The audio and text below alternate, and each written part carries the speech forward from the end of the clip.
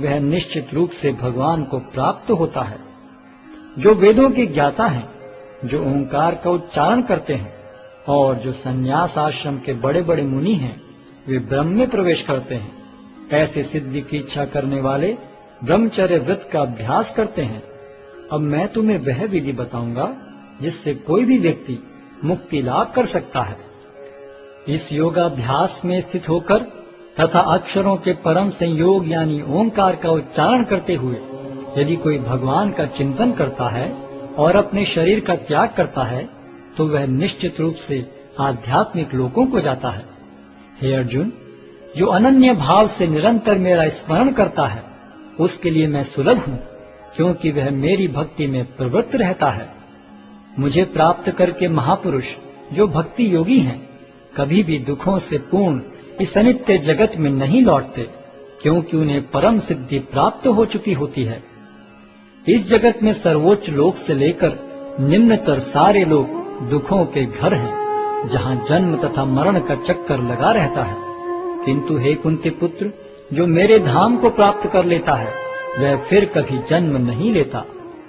मानवीय गणना के अनुसार 1000 युग मिलकर ब्रह्मा का एक दिन बनता है और इतनी ही बड़ी ब्रह्मा की रात्रि भी होती है। ब्रह्मा के दिन के शुभारंभ में सारे जीव अव्यक्त अवस्था से व्यक्त होते हैं और फिर जब रात्रि आती है तो वे पुनः अव्यक्त में विलीन हो जाते हैं। जब जब ब्रह्मा का दिन आता है तो सारे जीव प्रकट होते हैं और ब्रह्मा की रात्रि होते ही असहायवत विलीन हो जाते हैं। इसके अतिरिक्त एक अन्य अव्यक्त प्रकृति है जो शाश्वत है और इस व्यक्त तथा अव्यक्त पदार्थ से परे है। यह परा और कभी नाश न होने वाली है। जब इस संसार का सब कुछ लय हो जाता है तब भी उसका नाश नहीं होता। जिसे वेदांती अप्रकृत तथा अविनाशी बताते हैं, जो परम गंतव्य है, जिसे प्राप्त कर लेने पर कोई वापस नहीं आता, वही मेरा परम धाम है। भगवान जो सबसे महान है, अनन्य भक्ति द्वारा ही प्राप्त किए जा सकते हैं। यद्यपि वे अपने धाम में विराजमान रहते हैं तो भी वे सर्वव्यापी हैं और उनमें सब कुछ स्थित है। हे भरत श्रेष्ठ, अब मैं तुम्हें उन विभिन्न कालों को बताऊंगा जिनमें इस संसार से प्रयाण करने के बाद योगी पुनः आता है अथवा नहीं आता। जो पर ब्रह्म के ज्ञाता हैं, वे अग्निदेव के प्रभाव में, प्रकाश में, दिन के शुभ क्षण में, शुक्ल पक्ष में या जब सूर्य उत्तरायण में रहता है, उन 6 मासों में इस संसार से शरीर त्याग करने पर उस पर ब्रह्म को प्राप्त करते हैं। जो योगी धुएं, रात्रि, कृष्ण पक्ष में या सूर्य के दक्षिणायन रहने के 6 महीनों में दिवंगत होता है, वह चंद्रलोक को जाता है, किंतु वहां से पुनः चला आता है। वैदिक मतानुसार इस संसार से प्रयाण करने के 2 मार्ग हैं, एक प्रकाश का तथा दूसरा अंधकार का। जब मनुष्य प्रकाश के मार्ग से जाता है तो वह वापस नहीं आता, किंतु अंधकार के मार्ग से जाने वाला पुनः लौट कर आता है।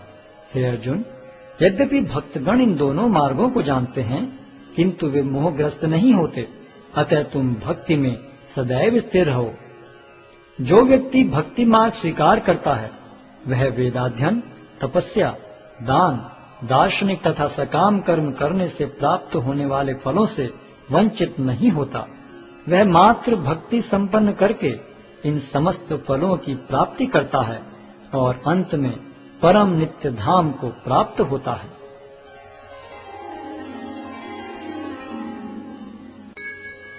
अध्याय 9 परम गुह्य ज्ञान।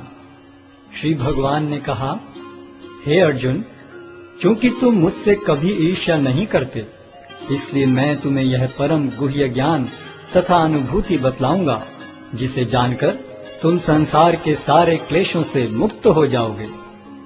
यह ज्ञान सब विद्याओं का राजा है, जो समस्त रहस्यों में सर्वाधिक गोपनीय है। यह परम शुद्ध है और चूंकि यह आत्मा की प्रत्यक्ष अनुभूति कराने वाला है, अतः यह धर्म का सिद्धांत है। यह अविनाशी है और अत्यंत सुखपूर्वक संपन्न किया जाता है। हे परंतप, जो लोग भक्ति में श्रद्धा नहीं रखते वे मुझे प्राप्त नहीं कर पाते, अतः वे इस भौतिक जगत में जन्म मृत्यु के मार्ग पर वापस आते रहते हैं। यह संपूर्ण जगत मेरे अव्यक्त रूप द्वारा व्याप्त है। समस्त जीव मुझ में हैं, किंतु मैं उनमें नहीं हूं। तथापि मेरे द्वारा उत्पन्न सारी वस्तुएं मुझ में स्थित नहीं रहती। जरा मेरे योग ऐश्वर्य को देखो। यद्यपि मैं समस्त जीवों का पालक हूं और सर्वत्र व्याप्त हूं, लेकिन मैं इस विराट अभिव्यक्ति का अंश नहीं हूं, क्योंकि मैं सृष्टि का कारण स्वरूप हूं। जिस प्रकार सर्वत्र प्रवहमान प्रबल वायु सदैव आकाश में स्थित रहती है, उसी प्रकार समस्त उत्पन्न प्राणियों को मुझ में स्थित जानो। हे कुंती पुत्र, कल्प का अंत होने पर सारे प्राणी मेरी प्रकृति में प्रवेश करते हैं और अन्य कल्प के आरंभ होने पर मैं उन्हें अपनी शक्ति से पुनः उत्पन्न करता हूँ। संपूर्ण विराट जगत मेरे अधीन है।